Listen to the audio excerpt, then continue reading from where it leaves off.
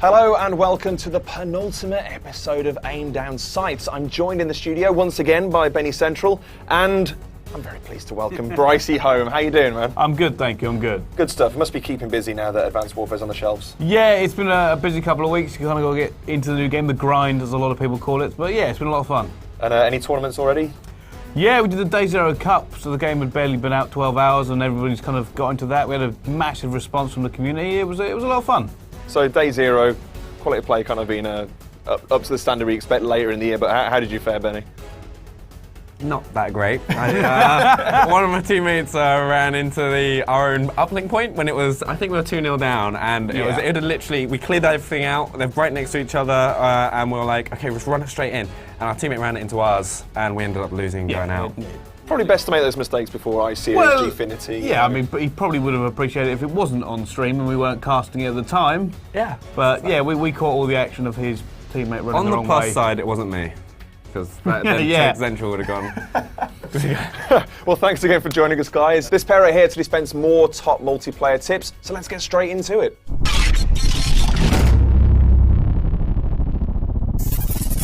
So guys, last week we were talking about, before the match really, getting your loadout sorted and what the optimal kind of setup is before you actually get on the field. This week I'd really like to discuss tactics once you're out there.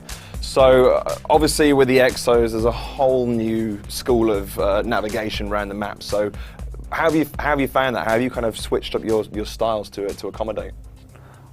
Personally, I've just been using it to get all like the high vantage points because like kind of my play style, I still operate like an anchor sort of thing, so I'll always be at the back of my team, kind of just sitting soft, get on myself on a rooftop, kind of not use it too much, but kind of use it more for survivability. So if I'm in a gunfight or anything like that I'm losing, I'll use my exert ability to kind of boost out of it and try to live another day. So do you find that higher ground is always the vantage point to take, really? Not in, it depends on the map. Like some maps, like Riot for example, getting high points are vital because it gives you the better overview, but on some maps, like Comeback for example, there's some really nice points on like lower on the map where you can see every bit on the map, like all the rooftops and stuff clearly. So it's all depending on the situation. Good stuff. And how about yourself, Bryce? I mean, how have you seen? You've obviously seen some pros playing right now. Boost and boost again. It's all about the Exo boost for me. It's constant movement to the point where if I'm strafing, it's usually strafe with the boost on the floor. The back boost I use a lot as well. I don't really, like I said, move a lot normally anymore at all. So the maps in this game are clearly geared towards verticality and jumping around, using the boost as much as humanly possible.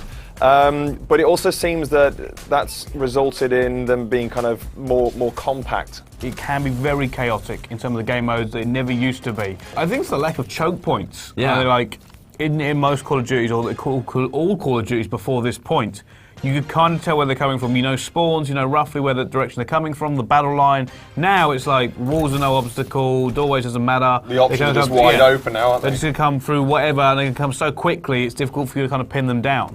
So are you finding it trickier in this one then to kind of maintain score streaks? Yes, streaking is a little bit harder in this one.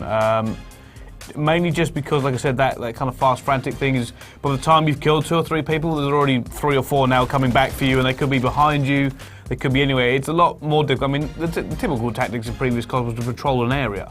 That's the easiest way to get streaks. In this, you patrol an area, and you'll very soon get kind of swarmed. Which is nice, because it puts off camping. Like, so many people, like, it's one of those big complaints about so many people out of Call of Duty. There's always those campers, and no one who will move and just sit. This game, you're forced to do it, or someone will just come from nowhere where you can't see and take you out, so you're always having to go with the flow of the game, which is really fun. Which maps are you guys favouring at the moment? Which ones have stood out for you? I quite like Biolab. I'm not entirely sure why, I just quite like it. Green Band. Green Band, one of the largest maps so far. I really love Green Band just because of the long range of sights and because I always kind of use assault rifles, this sort of thing. It's just perfect for that. You can stand up with long range of sights and stuff and kind of suits me perfectly. Good stuff. Now let's talk about another aspect of the game that obviously you're going to be more familiar with, Brycey, and that's the kind of the broadcasting features of it. How have you found the feature set in Advanced Warfare versus they've changed it. They've changed it a little bit. So the first kind of jump on, I got to come straight back from Paris to cast the Day Zero Cup. So I kind of jumped in completely cold, hadn't touched it before. It felt intuitive, it was very similar to the ones I've used before. They've added a few things like you can check all the perks, you can check what guns they've got, the attachments, all this kind of thing, and that's really good. They've brought things like the Oracle mode from Ghosts back in, but this time I think it's called COD Vision. Really good features back in this one. It's a little bit more complicated, but I'm happy about that. I'm probably one of the only dozen people on the planet who have to use it. So, and as far as both of you are concerned from your experiences so far, do you think this is going to be another step up from the previous games in terms of the esports community engagement as well? I mean, obviously, it's been going for a few years now. It's getting bigger and bigger each year.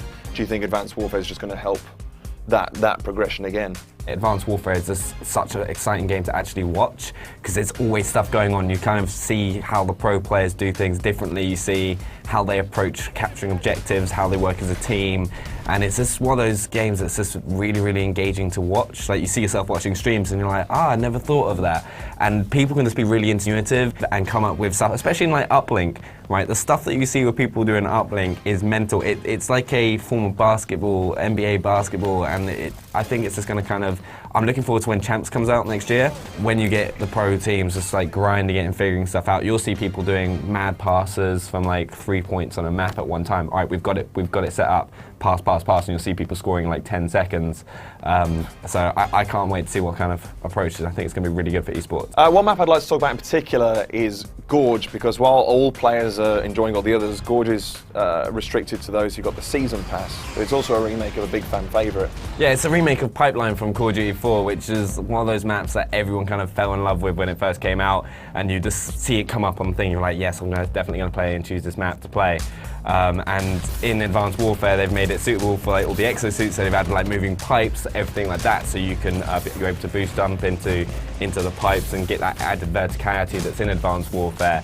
And it does bring back that feel of how Pipeline played in Call of Duty 4, which is awesome.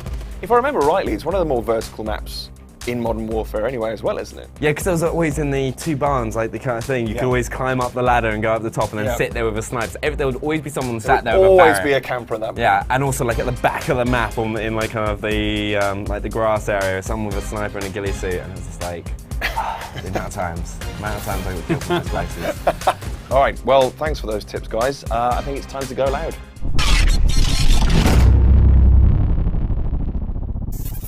Last week I asked you to send in highlights of your best plays from Advanced Warfare's brilliant new game mode Uplink, and you didn't disappoint.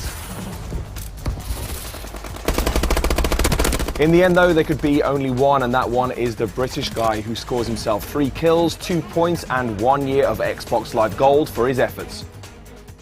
For the final episode, I'm giving you free rein to submit a video highlight from any aspect of Advanced Warfare. It can be spectacular, ridiculous, or even funny, but just make sure that it's entertaining. Upload your Xbox One clips to YouTube, then tweet the link at GameSpot using the hashtag AimDown, and you might see it appear on next week's show. And because next week's show is the finale, my favourite submission will win something extra special, and I mean limited edition Advanced Warfare Xbox One, and a whole lot more special. And that's it for this last but one AimDown sites. Thanks very much again, Brycey and Benny, for your tips. What's next for you? I'm guessing more YouTube uploading. Yeah, it's just sort of the standard thing, just like more YouTube. Is your brother getting any better? He's getting there, slowly but surely. Slowly is the opposite. Still doesn't word. listen. Okay. And Brycey, how about yourself? More shouting into a microphone, basically. I've been doing a little bit of YouTube, bit of streaming as well. Kind of a busy few coming months as with all the tournaments starting to come through. Fantastic. Cheers, guys. Join us next week when the curtain will fall after 22 episodes of pure Call of Duty goodness. Bye.